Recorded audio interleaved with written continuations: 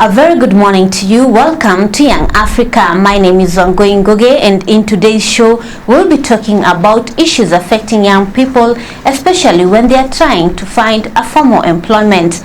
Here in Somaliland, lots of young people are looking for jobs, but in vain. And not only in Somaliland, but also in other countries around East Africa and beyond. With me in the show is Mohamoud Hussein, better known as Buuh, and he's going to tell us about his journey when he started doing his education and until now that he's working for the civil service. Welcome to the show, Mohamoud Hussein. Thank you so much. We are so happy to have you. Thanks. And I don't know why you have this nickname, Buuh. What does it mean? This nickname is about it's a family inherited name. It was the nickname of my grandfather, and my father had taken also, and it's me now who has taken it. Okay, so it doesn't have any special meaning. I don't exactly know. You don't know? Yeah, it is, but literally it means full. Yeah. Buuh, it means full in Somali language. Full? Yes. Like complete? Complete, exactly. Oh, that's a very nice name. Yeah. So tell me about yourself, like what do you do here in Somaliland? Okay, first of all, thank you so much for inviting me on this program of Young Africa. My journey was really a normal journey like any other Somali or Somaliland young educated person. I started my journey right from here, this city, Hargeisa, and the journey has also ended in Kampala, Uganda. You went to Kampala? Yeah. For education? Exactly, yes. Okay, which university? KIU, Kampala International University. Kampala International University. Yeah. So what were you studying in Kampala International University? I studied finance and banking at Kampala International University. So it seems that the journey has not ended, but I just resumed. Yeah, it has stopped temporarily, and I wish I can resume it and restart it again. Why? To master's degree. Oh, you want to proceed, do your master's yes. and PhD? Yes. So how was life in Uganda like? Life in Uganda was a bit different from this kind of life we have here in Hargeisa. People are too many compared to Hargeisa or compared to Somaliland in general. You know, and challenges are also different from here, though there are some common challenges that young African who live in Somaliland and young African who live in Uganda, they share some common problems that face them during their educational journey. But there are also some differences that they have. For example, the person who live in Kampala, culture is different, yes. People who live in Uganda, though they are very nice people, very, very good people, but they are not prepared to help families, family siblings. They don't help each other like this one we do here in Somaliland, yes. And life in Uganda seems it is difficult than this one. In Uganda, it's a normal thing to find a border driver who is a master's degree holder. Oh, really? Yes, but in Kampala, in Hargeisa, it is impossible to find a degree holder who is a taxi driver. Even if you find it, it's rare. It's very rare. Yes, and this can show you the difference and the level of unemployment. The difference of level of unemployment in Uganda and Somaliland. Yeah. So it is easier to get a job if you're learned here in Somaliland than a learned person who is in Uganda. Of course, it is. Hargeisa is simple to find compared to that one. Yes. Was it easy for because you? You know the reason is in Hargeisa most of the people are not educated, so the chance of getting or finding a job is a bit easier than that one in Uganda, because those people in Kampala, most of them, I can say like 80% of the population are literate. They know how to read and how to write. And a big number also are well educated. So here is simpler than that place. Did you ever try to find a job in Uganda, or were you set only that you'll come back and work in Somaliland, or did you ever try to any other country? Of course, it is God who set everything for me, and Yeah. I'm just following the plans that God has already set for me. But human beings have also their plans. Yeah. My plan was not to find a job in Uganda, but sometimes I tried because of the circumstances I was facing at the moment, that time. It was my last year. Yeah. I tried to find a job after I have seen most of Somali people who are getting jobs in Kampala. But those jobs that we were targeting to was not those normal jobs that Ugandans do. Because Somalilanders or Somalis in general, we have some big companies in Kampala. So those companies mostly they employ Somali people because they know their background, and they know even if something happens to their company, they know where to find that person. They trust you more. Yes, they trust us more than non-Somalis. So I tried, but at the end of the day, I ended up leaving the job and not getting it. You never tried even neighboring countries? I tried, as I've told you before, I tried DRC, Democratic Republic of Congo. Oh. Yes, there's a big opportunity for educated people in Congo. In Congo? Yes, of course. Congo is a French-speaking country.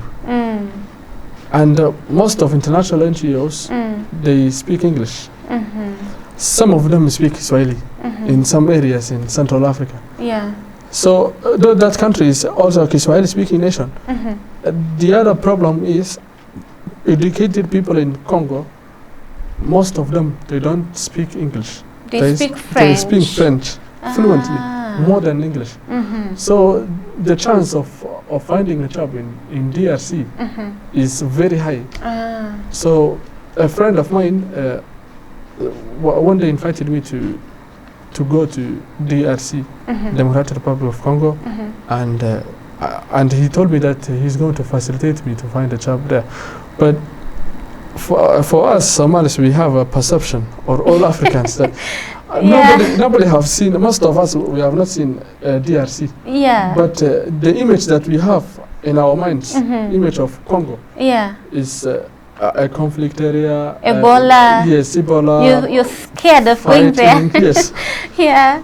So I consulted with my mother, which I want to thank her today here. My mother, I consulted with her. Yeah. So she advised me not to go that place, and I respected the my mother's decision. So I decided not to go to Congo. Yeah. So you came back after you completed your degree. You came back to Somaliland. Yes. Did you get a job immediately? No, it's not easy to find a job in Hargeisa also. I thought it was easier here. It is easier, but it's not as we think. Yeah. Yes. We are trying to find, every person is trying to find a job, but there's something called luck. Yeah. Yes. So when I came here, what was on my mind was that at the moment, right after the moment I arrive at Hargeisa, I will find a very nice job. You thought that you learned and get a job immediately? Immediately. Because you're learned? Yes. A well-paid job even. But the reality is different. Yeah. So when I came here, I looked at the people and I noticed that things are not easy. This is what I realized. And my realization ended up to being a civil servant.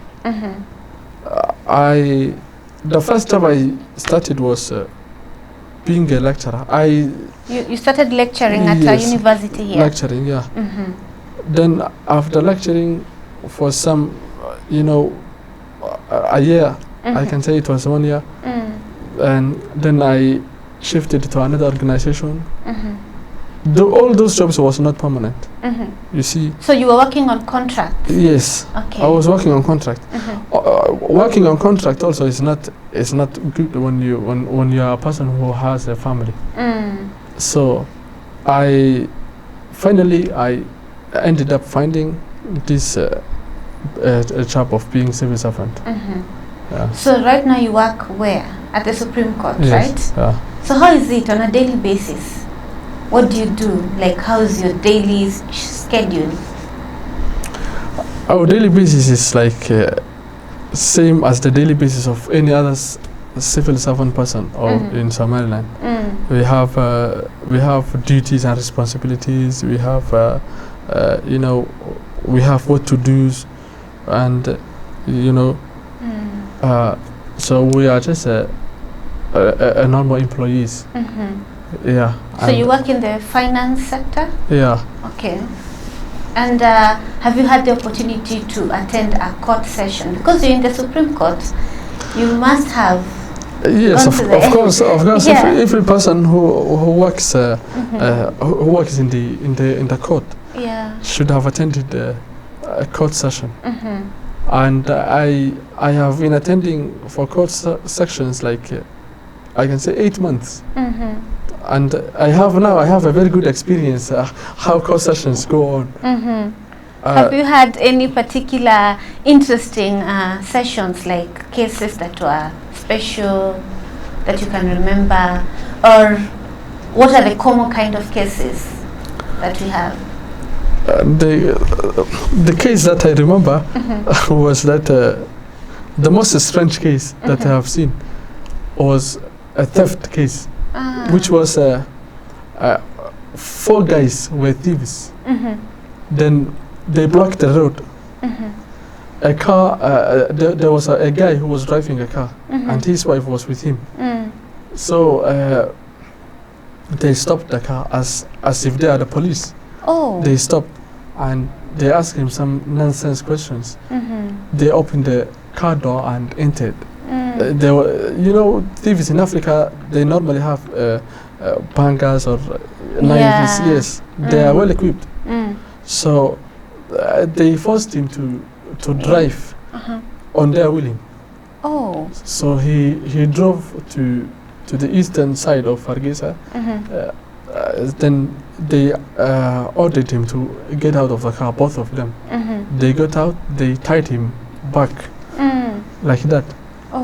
Then as if they are acting a movie, they started punching him in the face. Probably they have watched a lot of action movies.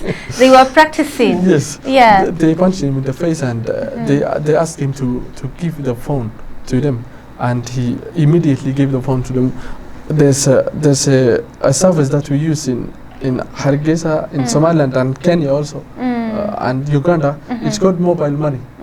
For us, we call this service ZAD. ZAD, yeah. ZAD, yes. They asked him, they told him that they are going to take this phone, and this phone, after today, this phone will be theirs. But they ordered him to give the PIN code of the ZAD. So they took all the money? Yes, so that they can send the money to themselves. Yes, to themselves and to use it.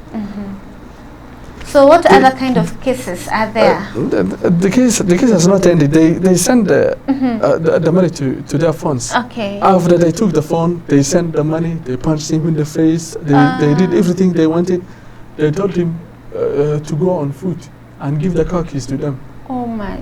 He handed over the car keys to them, and the guy, he was bleeding. He started using his foot from far eastern side of Hargeisa to their places. Yes. Oh no. That case was, very strange to me, and it has left some footprints on my mind. So this shows you the level of tricks and the level of theft in Africa, how intelligent they are. Yeah. And I think it's because of unemployment, because most of these cases you'll find it's young people who are involved. Yeah. Yes, the mother of violence and the mother of theft, mother of everything, is the unemployment. Yeah. When the young person, the problem we have in Africa is unemployment. When the young person in Africa has nothing to do, and there's nowhere to go, and has no money to satisfy his or her needs. Yeah. This forces the young person to go on the street and to rob the people and banks and do whatever which is related to insecurity. Yes, unemployment is the source of the problem. Now that you're employed, do you think that you're comfortable, like you have everything you ever wanted? Because you have a permanent job now. Of course, yes, I have a permanent job now, but there's a famous saying. Yeah. A philosopher says, nobody likes his job. Every person wants his progression. Every person wants to develop and to move on. So we have destinations. I have a destination on my mind. I have not yet reached. Yeah. But now I'm satisfied. So you confirming that employment is not the end of everything. Like once you're looking for a job, then finally you get a job. It's not the end of your problems. Like you still have challenges, right? Of course, there's no end in life. There's no end. The person should go on. Should go on to the destination that the particular person wants. So this is not my end, of course. I want to proceed. I want to move on. So I can say it is just the beginning. Yeah. Yes, it's just the beginning. I like 2 years ago I was a fresh graduate, and it is the beginning, of course. Yeah. Do you count yourself lucky to have found a job? Of course, yes. You find it? Yes. You're lucky. Yeah. Do you have friends who tell you, please help me find a job where you work, and maybe you're not able to get them a job? How do you respond to them? Though I don't have the ability to employ a person, but all I can do is directing them and giving advices to them. I advise to those young graduates who graduated after me. I direct them. I tell them what is good for them or what's right, what's not good for them. Because I have gone through all those problems, and I have a very nice experience for such problems they are facing today. For them, they are facing. Yes. So that is all I can do, and I give them whatever they need from me. So I want to ask you a very funny question. Did you go for an interview to get a job that you're in now? Like, what did they call you for an interview? Yes. How was it like? The interview is in. It's not in English. It was in Somali. Yes. Because the first language of this nation is Somali, and national language also is Somali. So there's no need of using another language when going to an interview for the civil servant or some other bigger companies in Somaliland. Yes. So yeah. How was that day like for you? Like, how did you prepare yourself? Because most of the young people, they say, maybe I did not prepare enough for an interview, that's why I wasn't picked, or maybe my CV was not well written. How did you prepare for your interview? That was not my first interview, but I was a bit prepared. I was on the mood of preparation. So I had participated like 4 interviews before this, or 5, like that. Then I saw myself as a well-prepared person. But yes, I considered myself that I am well-prepared, and preparation or going an interview is all about confidence. If you are confident, that means 50% of the chance of finding this kind of job is it's all about confidence. Yes. So you might have a very good CV, but you don't have the confidence to talk to your interviewee. Confidence is what determines a person. Especially when it comes to finding a job. It is what determines the person. How that person is confident. The self-esteem. Such, personal related things are what determines the person's phase of getting this job. Do you plan to go for further studies like master's, PhD, or are you currently doing any other degree? Of course, I'm planning to proceed my education to master's level and even beyond. Yeah. Yes. but it is all about the time. Now I don't have a chance to do masters, but it is in my plan. It is in Of your course, plan. yes, it's my plan. So you're not the kind of person who is comfortable with one degree I'm and you not have a comfortable, job, yeah. so what Yeah. else do you need? Yes, yes, because this is Yeah. not the end. So if it's not the end, there's no need of having one certificate and sitting and saying that I have completed my degrees. So there's no need of going further than this. So I need, I'll proceed inshallah. I'm planning to proceed, but I'm just looking for a chance. Yeah. After I get a chance, I'll right after that I'll start proceeding my education. So what's your advice to other young people who are looking for a job? What would you tell them? My advice to young Africans who live in Africa or outside Africa is to not to be tired of finding a job. Study hard and you know, go for looking a job, and you know, there's no a better face in life. Yeah. It is you to make the face the life in better face. So my advice to them is to be patient. Patience pays. Yeah. So to be patient and to look you know, beyond their needs, and to find to try to find jobs that even if the job is not suiting you, no problem, as long as it pays. So you should grab whatever opportunity comes as you wait for that bigger job. Of course, yes. Yeah. My advice to them is to grab. Exactly. I'm telling them to grab any chance they find. So you should not be selective. Yes. Yeah. Selection will come after this. Yes, it will come after this. But for the beginning, grab any opportunity that you see. This is the only way that we can deal our life in Africa. Yes. Yeah. Because many young people dream of big jobs, and once they get a small job, they don't want to do it because they think this is not my level. You started from a lecturer, right? So the struggle was real. You did not get a job as fast as you expected. Yes, of course. Yeah. Yes. So, so young African people need to understand the concept of patience and grabbing such opportunities, and you know, hustling, doing all those stuff. It can help them their future. Yeah. So this is Africa. It is not America. It's not Europe. It's not any other place. It is Africa, and we are having many problems in Africa. So we need, young African people need to swim with the tide, and to be, you know, people who can who have the ability to face such bigger problems. So to face these bigger problems, they should be strong. Yeah. You need strength. So my advice to them is be strong. Don't hesitate and be strong.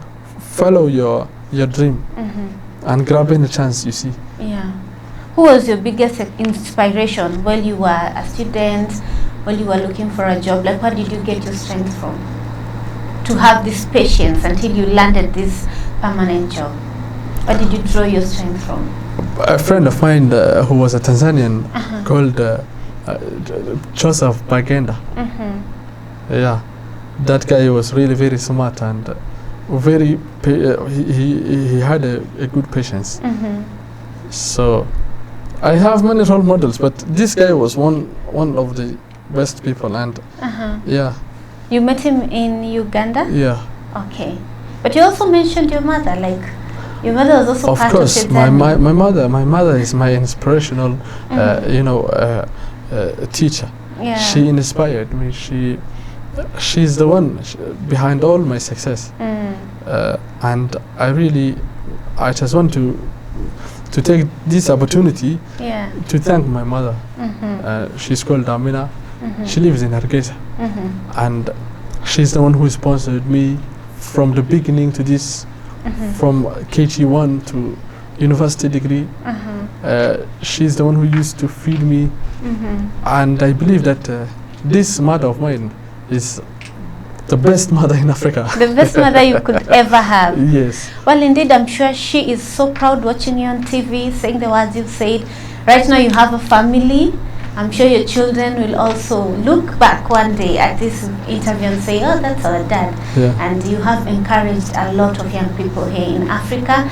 And thank you for coming to CBA TV. Thank you so much. Well, thank you so much for watching. I hope you have enjoyed the show and you have learned a thing or two. It is never easy finding a job, but if you have the patience and the courage, you will always get there. Thank you for watching. Have a wonderful day.